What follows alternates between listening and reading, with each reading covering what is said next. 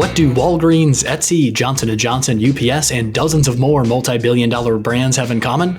They have all eliminated the Chief Marketing Officer position. It seems to be working for them, so should you follow suit? Is removing the marketing executive actually a long-term fix to the underlying problems? Marketing and sales are full of myths, misconceptions, and sometimes flat-out lies. Join us as we leave the echo chamber and put the CMO role on the chopping block. Hello and welcome to the Rethink Marketing Podcast, where we bring some original ideas to modern marketing trends. I'm Paul Frodge, joined by Mr. Marketing, and for today's conversation, the chiding chief of changing chatter, Colin Jeffries. Colin, how are you today? Oh, Paul, I'm doing great. I feel about as good as a marketer whose press release turned into a media story. How are you today? I'm really good. Thank you. I feel like chiding chief is the way that my wife and my kids react to me sometimes at home, don't you? Yeah, I would say that's definitely the case. The level of, I think, dad humor is directly related to the level of chiding. So I would definitely agree with that. I agree. And after today's basketball game that I was coaching, I think my team was thinking I was the chiding chief on the court as well. Uh-oh. Hopefully you were able to get everybody some good playing time and you guys still came out on top. I usually leave that to my assistant coach for the playing time so I don't have to hear it from the parents. That's a wise move. So, all right. So what are we rethinking today, Colin? Well, what we're rethinking, Paul, is do we need a CMO at our organization? A lot of Fortune 500 companies, 29% in fact, don't have a CMO. So what we're seeing is this trend in kind of getting rid of the CMO role and blending marketing under typically operations or another function. So that's really what we're rethinking today is, do we need a head of marketing at our organization? So I guess I'll hand it over to you. What do you think?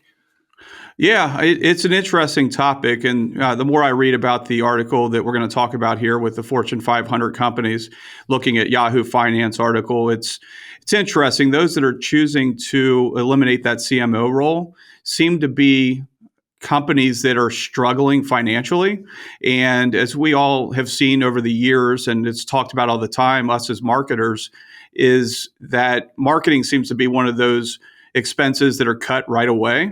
And it's interesting that that CMO role is one in the conversation. Yeah, Paul, that's exactly right. I think it's a very necessary conversation that we should have today, not just about, hey, is ad spend getting cut? Is the investment in marketing technology getting cut? But we're talking about eliminating marketing roles at the highest position here. And I'll warn our audience before we get too deep in the episode that Paul and I will be talking a little bit about Fortune 500, Fortune 100, Fortune 1000. We recognize that these are different groupings of organizations, but the research that we read and that we researched for this episode covered different bodies of organizations. So please don't think we're using those interchangeably. We certainly aren't. And hopefully that doesn't lead to any confusion today.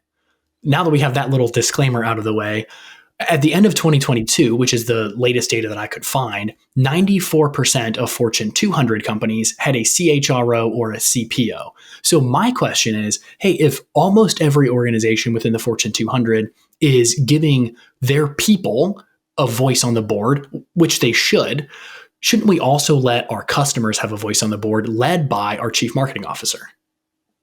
It's an interesting conversation to start off with in looking at different boards. An example of one that I was actually part of in recent years, I was actually asked to be on that board for my marketing expertise. And I was put on the marketing committee. I chaired the marketing committee. And soon thereafter, they eliminated the marketing committee. Hopefully that wasn't because of me. But at the same time, they wanted to bring those marketing opportunities back in-house and to be discussed and those roles to be done internally. And they didn't really want the board view on marketing for their company. So it was an interesting change and dynamic. I remained on that specific board for 5 more years after. So it was a good experience for me. But it was interesting that those roles weren't really wanting to be external within the board and bring those back in-house to be functioning through the business itself. That is really interesting. In thinking about eliminating the CMO role, The question then becomes, where do those responsibilities live? Which is, I think, exactly what you were alluding to, Paul. So is there a CIO who can function as the chief digital officer, let's say, and marketing can report up to them? Does the CEO have marketing experience? And so your SVP of marketing or whatever can report directly to the CEO. We know, according to the Yahoo Finance article that we're talking about today, just 10% of Fortune 250 CEOs have marketing experience, while over 70% have finance or operations in their background. So the CEO probably is not the best candidate to lead marketing. Then who becomes the voice of the customer, who leads revenue growth and those sorts of things, which I think is something else we should probably discuss, Paul, because depending on where we are in the business life cycle, the value of marketing really changes. If we're in the growth aspect of things, then marketing's crucial. We're trying to carve out our positioning. We're trying to build our brand. We're trying to grow our customer base. But if we're managing a decline, marketing's just less important.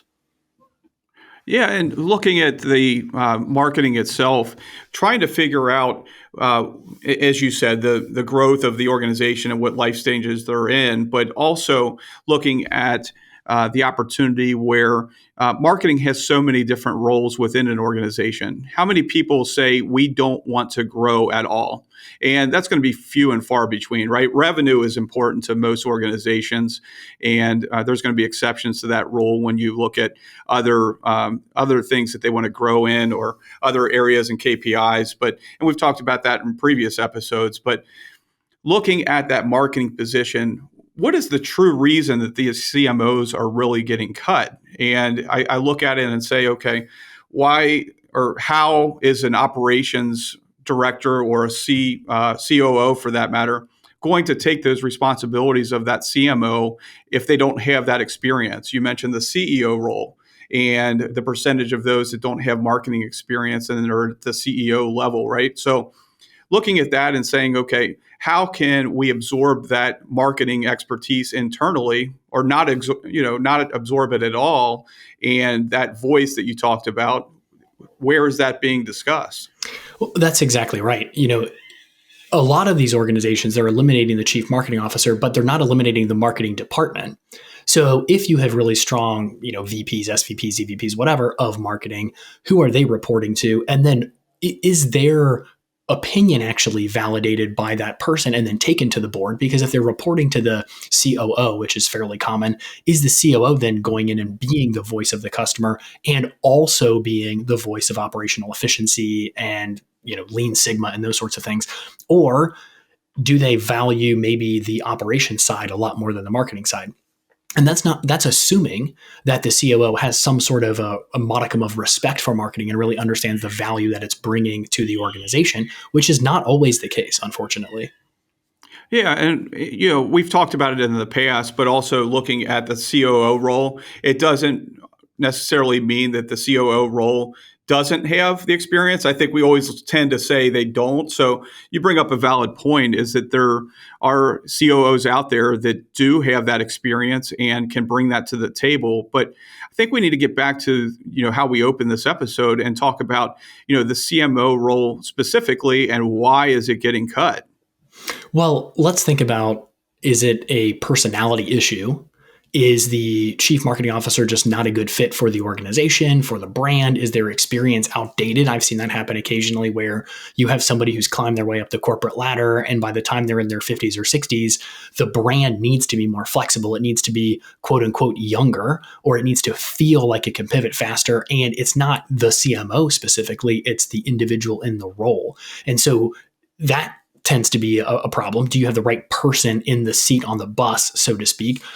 Is it that maybe the agency partner isn't doing a great job, and so the CMO has to be eliminated so that way the agency can be flipped? Maybe the underlying players aren't as strong, and so it's not the CMO per se, it's the organization, the marketing organization that's been inherited or that's been built. So there are a lot of different factors, I think, that go into this, where it's difficult to say, hey, Johnson & Johnson eliminated their CMO position for the same reason that Uber did. Well, Uber's probably just trying to be different in some way and flexible and restructure the business so they're not a traditional corporate entity, right? Versus Johnson & Johnson, that's much more structured and much more built out from a systems perspective. So thinking about individually why they're doing it is much more important, I would say, than looking at our organization saying, hey, the Fortune 500 aren't having CMOs anymore. Almost 30% of them aren't. Therefore, maybe we should consider eliminating our CMO. Well, if it's the right person, if we have the right marketing organization, if they have their priorities straight, then maybe we don't actually need to do that. Yeah, that's a good point. Trying to figure out how, with the COO position and the CPO position and the CHRO position, how are those positions, and they're definitely relevant, don't get me wrong, within any organization. And those roles are critical and vital for the growth of business. But how can us as marketers, those CMOs that are out there, bring on maybe a different skill set, a much more expansive skill set, so that they might be valued and that position stays within the organization or on the board, so forth and so on. So maybe it's something that we need to rethink in a future episode of how to add more value to that CMO role. That's a great point, Paul. And let's also think about all the other players that you mentioned. I would argue, and I haven't done a lot of research on this, but my assumption based on a lot of the research that I have done is that boards have grown, meaning now we have chief people officers, we have chief experience officers, we have chief digital officers. We have a lot of different folks who are on boards or at executive levels. Are those people squeezing out the CMO for one reason or another? Maybe it's their own individual corporate strategy. Maybe it's something different. But when we're looking at board constitution, if the existing board members are giving the CMO enough latitude to be the voice of the customer, to be the voice of revenue growth, maybe even to be the voice of sales and marketing, then that's a lot different than if there's sort of a hostile environment and marketing is seen as a cost center and the other members of the board, particularly finance and operations typically, are working to try to maybe squeeze as much life as they can out of every single dollar. And they're not investing in brand building, and they're not investing in filling sales calendars, and they're not investing in some of these fundamental marketing objectives. Well, then the objectives of the CMO might be misaligned with the objectives of the rest of the board. And it's hard to be on a board and get bullied. I'm not saying that that's happening to a lot of CMOs, but if the position's being eliminated, it leads me to believe maybe there's not a lot of value being added there. And is that because of the person in the seat, or is that because of everybody else in all of the other seats surrounding the boardroom? And great point there too. And you talk about watering down or expanding the different C-level positions on a board. You talk about chief digital officer, for instance. And those CMOs that really, in my mind, if you're doing it right and continuing to adapt and learn and change, is that I would assume, and we talked about it just a little bit ago, is expanding those roles and the expansiveness of the CMO role. Why can't that CMO be absorbing the chief digital officer position and going back the other way? That's a good point. Yes. Instead of eliminating the CMO, give that person more power, more responsibility, more oversight. Absolutely. The same thing is true, I would say, with chief experience officer, right? You think about who should own customer experience. Well, do you need a separate CX department, or should that live within marketing? And if it lives within marketing, shouldn't the CMO be the voice of the customer? I would totally agree with you there. And why are organizations starting to add more C-suite? You got to think about that too. And I'm not just talking about the CMO role. I'm talking about all the way down the line. Is it because the right butt's not in the right seat, like we just talked about? Is it because those in the organizations aren't adapting over time and looking at bringing in the right person that could be experiential, digital, overall marketing, and then you wouldn't have to splinter it so much. So definitely something interesting to consider. Yeah, absolutely. I mean, let's think about what we saw with McDonald's, Paul, which was in 2019, McDonald's eliminated their global CMO role, similar to what we're seeing at Johnson & Johnson and Etsy and all these other organizations, right? There was a cost center they thought they could eliminate, and they did. And they were pushing marketing decision making down to a country level. McDonald's generally has country level CMOs, and they decided that, hey, they can make all of the decisions, they can represent the customer. We don't need a global head of marketing. Well, unfortunately for McDonald's, due to COVID and some other complications, they started closing restaurants down. Not all of their restaurants were reopened in 2020. And so they brought in somebody who was really strong in a marketing capacity to be their global CMO. And that person actually handles a lot. Obviously, global menu strategy, which might be a little bit different than what most of us think of when we think about marketing. They're handling family and marketing enablement. They're developing and strengthening the company's marketing training programs and career planning. So there's a lot that goes into that. When you think about an organization with a powerhouse marketing team like McDonald's, having a global CMO was something that they got rid of and then brought back within 12 months. And a lot of that information is according to Marketing Week. Yeah, and I didn't read that specific article, but can you expand on the reason that they brought that CMO or that global CMO back? Sure. So, not necessarily due to a failure of McDonald's marketing, but mostly due to COVID. A lot of McDonald's restaurants were closing and they were having a difficulty getting revenue, essentially. So, they brought back the global CMO as a board member, clearly, to help McDonald's get back on its feet through and then obviously following the COVID-19 pandemic. So I guess the takeaway there is once you eliminate your chief marketing officer, if that's something you decide to do, we just don't know what tragedies might forthcome us.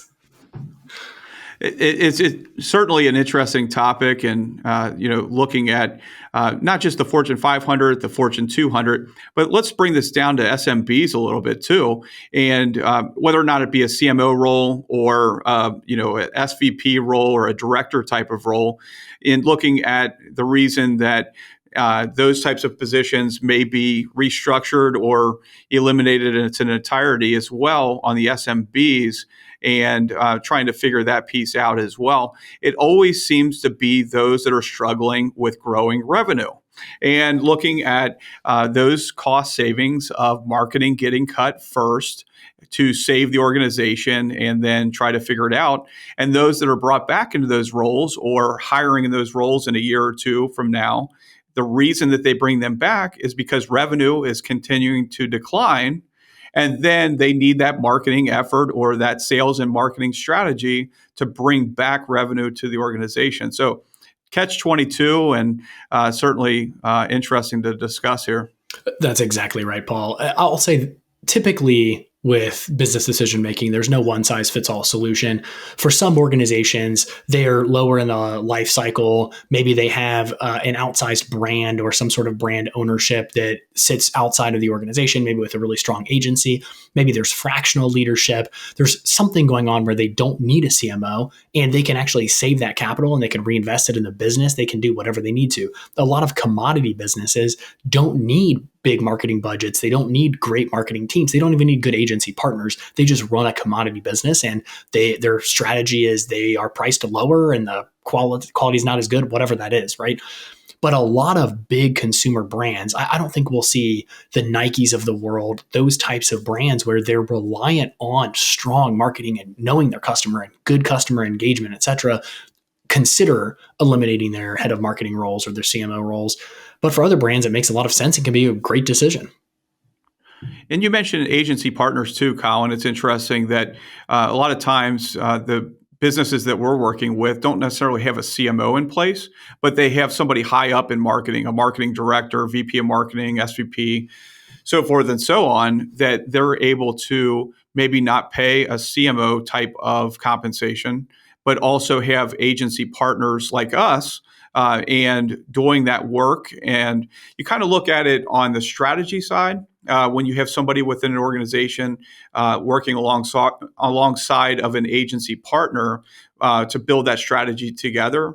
But the agency partner is usually the one doing the production work, the tactical work, and kind of the overall worker bee, if you will, in driving the results, but actually getting in there and using their hands and doing that work for them to make them look good. So that can definitely be an area for, if looking at the highest level, cutting costs, hiring agency partners to actually do the work could be a good play. That's a great point, Paul. It doesn't necessarily have to mean building out a huge in-house marketing team with a lot of deep expertise. There are certainly highly qualified, exceptional agencies that in-house marketers can rely on. Well, if you are a CMO, no need to go polish up your resume or consider applying to grad school so you can pivot in your career. Lots and lots of organizations are still very reliant on heads of marketing, chief marketing officers, and other similar positions. But it is always fascinating to see what trends are befalling us in various levels in different ways. So thank you so much for joining us today on the Rethink Marketing Podcast. Hopefully, if you're a head of marketing, we didn't make your palms sweat too much. They're still adding a lot of value, but it is always interesting to keep up on the trends. So until next time, keep rethinking those common assumptions, and let's keep rethinking what positions we need and what positions we can eliminate. Thank you so much for listening to today's episode. If people want to connect with us, where should they go, Paul? RethinkMarketingPodcast.com, Colin.